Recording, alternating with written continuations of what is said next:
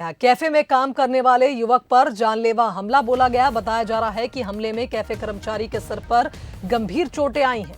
घटना का CCTV footage सामने आया है। शहर में लगातार बढ़ रहे अपराध के चलते अब लोग भी खौफ में जी रहे हैं। सिविल लाइन थाना क्षेत्र का यह मामला है। तस्वीरों में आप देख सकते हैं, कैफे में काम करने वाले युवक पर हमला बोला गया। कर्मचारी पर चाकू और पत्थर से हमला बोला गया।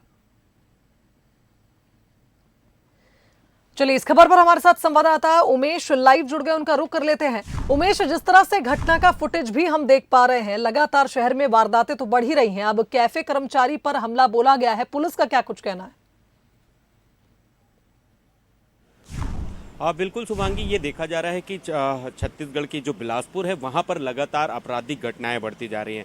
खास करके मारपीट की घटनाएं तो आम हो चुकी। यही वजह है कि लगातार इस तरह की घटनाएं अब सुर्खियां अखबारों की बनती हैं, मीडिया की बनती है। और यही वजह है कि कल भी इसी तरीके की एक घटना हुई जिसमें कैफे संचालक के एक कर्मचारी जो है उसको ताबड़तोड़ हमला किया गया और उसके सिर पर 40 गंभीर चोटें आई हैं, जिसकी वजह से उसकी हालत गंभीर बनी हुई है। और अगर इस विवाद की बात करें तो विवाद सिर्फ इतना था कि जो सिम्स मेडिकल कॉलेज है वहां के छात्र सिविल लाइन थाना क्षेत्र के मिशन हॉस्पिटल से गुजर रहे थे। इस बीच वो दोनों गुट आपस में बातचीत करते करते झगड़ा कर बैठे और इसी बात को लेकर जो कैफे संचालक का जो कर्मचारी है वहां कैफे संचालक वो उनको मना किया, जिसके बाद वो जो झगड़ा था वो गुस्सा उस कर्मचारी पर फूट पड़ा और उस पर ताबड़तोड़ पत्थर और डंडे से उसकी चाकू से हमला कर दिया गया, जिससे वो लहूलुहान हो गया। उसे सिम्स में एडमिट कराया गया, जहां उसकी हालत गंभीर बनी हुई है। इससे कुछ दिन 2 दिन पहले भी इसी तरीके की घटना सामने आई थी। सिविल लाइन थाना क्षेत्र का मामला था,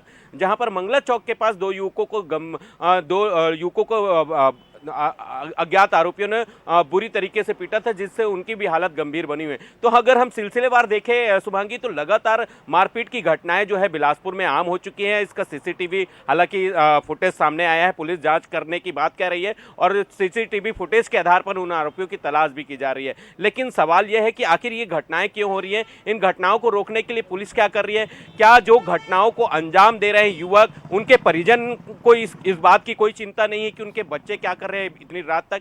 तो ये तमाम पहलुओं को देखने की जरूरत है, खास करके परिजनों को भी और इसके साथ ही पुलिस को भी इसे कंट्रोल करने के लिए एक प्लानिंग करनी होगी ताकि इस तरह की घटनाएं ना हो। हालांकि बिलासपुर पुलिस विजिबल पुलिस के जरिए लगातार चौक चौराहों पे वहां पर बनी हुई है, लोगों आने जाने वाले लोगों की पूछताछ कर रही है और चेकिंग भी कर रही है। लेकिन उसके बावजूद इस तरह के मामले सामने आना कहीं ना कहीं पुलिस विभाग पर भी सवाल खड़े करते हैं। बिल्कुल सही कहा उमेश, यानी ये कहा जाए कि क्राइम आउट ऑफ कंट्रोल हो रहा है और पुलिस को अब कंट्रोल पाने की बहुत जरूरत है, क्योंकि जिस तरह से सिलसिलेवार लगातार घटनाएं सामने आ रही हैं, मारपीट की, हमले की, बदमाश जिस तरह से अपने हौसले बुलंद कर शहर में सरेआम ऐसी वारदातों को अंजाम दे रहे हैं, ऐसे में परिजनों पर भी सवाल उठता है कि वे अपने बच्चों पर किस तरह से नजर रख रहे हैं, बच्चे देर रात कैफे पहुंचकर क्या कर रहे हैं। साथ ही साथ प्रशासन की भी जवाबदारी है कि किस तरह से यहां पर पुलिस काम कर रही है और अपराधों को कैसे रोका जा रहा है। धन्यवाद उमेश तमाम बातचीत के लिए।